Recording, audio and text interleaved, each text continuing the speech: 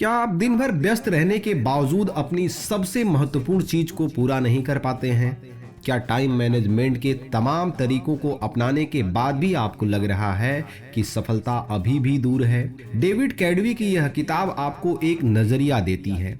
समय को नहीं, अपने दिमाग को मैनेज करें। हम अक्सर मानते हैं कि सफलता के लिए टाइम मैनेजमेंट ही सब कुछ है, लेकिन हकीकत में हमारा दिमाग हर समय एक जैसी क्षमता से काम नहीं करता है।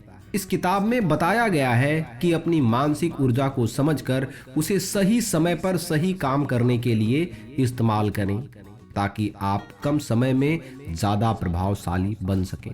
तो चलिए, इस किताब के टोटल 8 चैप्टर दिए गए हैं और हर एक चैप्टर को बारीकी से समझते हैं। साथियों, इस किताब का सबसे पहला चैप्टर है the hidden cost of time management.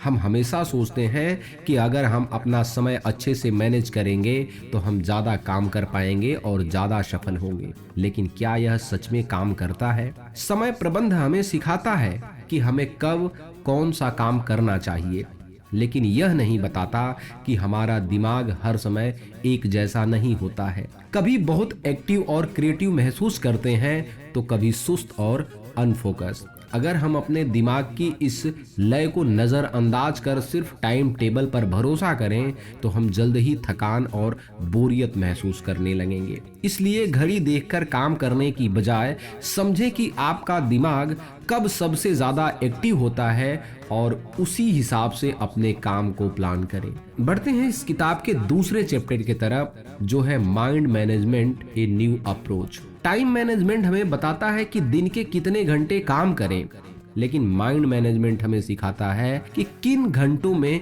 कौन सा काम करना सबसे अच्छा होगा।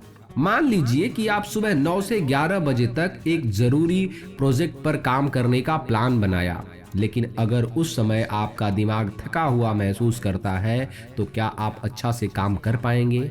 नहीं। माइंड मैनेजमेंट का मतलब यह है कि हम यह समझें कि कब हमारा दिमाग सबसे ज्यादा फोकस और क्रिएटिव होता है और कब हल्के फुल्के कामों के लिए बेहतर होता है। अगर हम इसे अपनाएं तो कम मेहनत में भी ज्यादा अच्छे नतीजे मिल सकते हैं। इस किताब का अगला चैप्टर है, यानी 3 number, recognise your mental state, अपने मानसिक अवस्थाओं को पहचानना। हमारा दिमाग हर समय एक जैसा काम नहीं करता है। कुछ समय बहुत क्रिएटिव महसूस करते हैं, कुछ समय हम सिर्फ रूटीन टास्क को कर सकते हैं और कभी कभी हमें ब्रेक की जरूरत भी होती है। अगर हम इन मानसिक अवस्थाओं को पहचानना सीख गए तो हम ज्यादा स्मार्ट तरीके से काम कर सकते हैं। जब दिमाग तेज और एक्टिव हो तब महत्वपूर्ण और कठिन काम करें। जब ऊर्जा कम हो तब आसान और रूटीन टास्क को पूरा करें। अगर आप अपने मानसिक पैटर्न को समझकर काम करेंगे तो हर दिन ज्यादा संतोषजनक और उत्पादक बन सकते हैं। तो बढ़ते हैं इसी के साथ अगले चैप्टर की तरफ, जो कि 4 नंबर है, working with your creativity cycle. हमेशा ऐसा नहीं होता है कि जब हम चाहें तब हमारा दिमाग क्रिएटिव मोड में आ जाए। क्रिएटिविटी के भी अपने साइकिल होते हैं। कभी हम आसानी से नए आइडिया को सोच सकते हैं तो कभी बहुत कुछ नया समझ में नहीं आता है। अगर हम अपने क्रिएटिव पीक टाइम को पहचान कर उसी समय अपने सबसे महत्वपूर्ण और इनोवेटिव काम करें तो हम बेहतर रिजल्ट पा सकते हैं। बाकी समय को हल्के फुल्के या रूटीन के कामों में इस्तेमाल करें। अपने दिमाग को स्वाभाविक साइकिल को पहचान कर काम करना ज्यादा आसान है और असरदार भी होता है। इसी के साथ बढ़ते हैं हम अगले चैप्टर की तरफ, जो कि 5 number, the power of flow state. कभी कभी हम किसी काम में इतने डूब जाते हैं कि समय का पता ही नहीं चलता। इसे फ्लो स्टेट कहते हैं।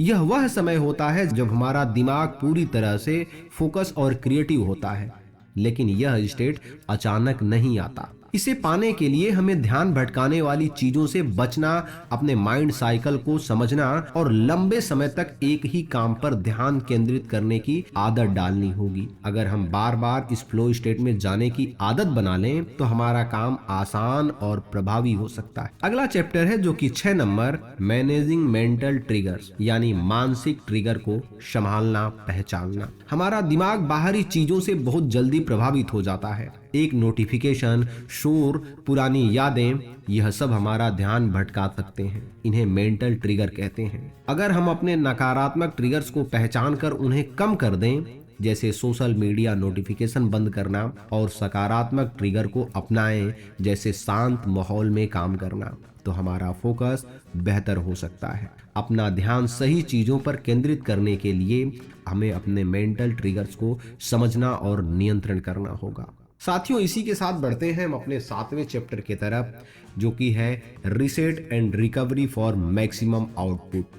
अक्सर लोग सोचते हैं कि ज्यादा घंटे काम करने से ज्यादा सफलता मिलेगी, लेकिन सच यह है कि आराम भी काम जितना ही जरूरी है। अगर हम बिना रुके लगातार काम करते रहेंगे तो हमारा दिमाग थक जाएगा और हमारी क्रिएटिविटी और फोकस कम होने लगेगा। इसलिए काम और आराम का सही संतुलन बनाए रखना होगा। एक अच्छी नींद, सही समय ब्रेक और दिमाग को रिलैक्स करने के तरीके जैसे वॉक या संगीत सुनना हमारी उत्पादकता को बढ़ाता है। अगला चैप्टर है 8 number, building a mind friendly work system. अगर हम अपने काम का तरीका अपने दिमाग के काम करने के तरीके के हिसाब से सेट करें तो हम कम मेहनत में ज्यादा और बेहतर काम कर सकते हैं।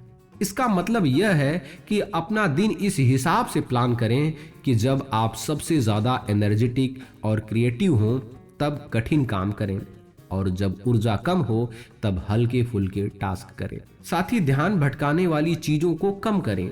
एक अच्छा वर्क एनवायरनमेंट बनाएं। माइंड मैनेजमेंट के इन सिद्धांतों को अपनाएं। इससे न सिर्फ आपका काम बेहतर होगा बल्कि आप ज्यादा संतुष्ट और खुश भी रहेंगे। इसी के साथ दोस्तों, अब आ गए हैं उस मोड़ पे जिसे हम कहते हैं कंक्लूजन, यानी इस समरी से हमने क्या क्या सीखा, कौन से की पॉइंट्स को हमें याद रखना है। समय को मैनेज करना महत्वपूर्ण है, लेकिन इससे ज्यादा जरूरी है कि अपने दिमाग को सही तरीके से मैनेज करना। टाइम मैनेजमेंट हमें सिर्फ व्यस्त रखता है, लेकिन माइंड मैनेजमेंट हमें स्मार्ट तरीके से काम करना सिखाता है। अपने क्रिएटिव साइकिल को, फ्लो स्टेट को समझकर हम अपनी क्षमता का अधिक इस्तेमाल कर सकते हैं, और सही मेंटल ट्रिगर, पर्याप्त आराम और एक अच्छा वर्क सिस्टम हमें और भी ज्यादा प्रभावशाली बना सकता है। तो अब घड़ी को नहीं, अपने दिमाग को मैनेज करें, क्योंकि असली सफलता वहीं से आती है। फाइनली, यह समरी आपको कैसी लगी है कमेंट सेक्शन में जरूर बताइएगा। साथ ही में अगर आप किसी और बुक के बारे में जानना चाहते हैं, किसी और बुक की समरी सुनना चाहते हैं तो भी बताइएगा। आप चैनल पे नए हैं तो चैनल को सब्सक्राइब और वीडियो को लाइक करके जाइएगा। हम फिर मिलेंगे अगले दिन एक ऐसी ही वीडियो के साथ। तब तक के लिए आप सभी का बहुत बहुत धन्यवाद।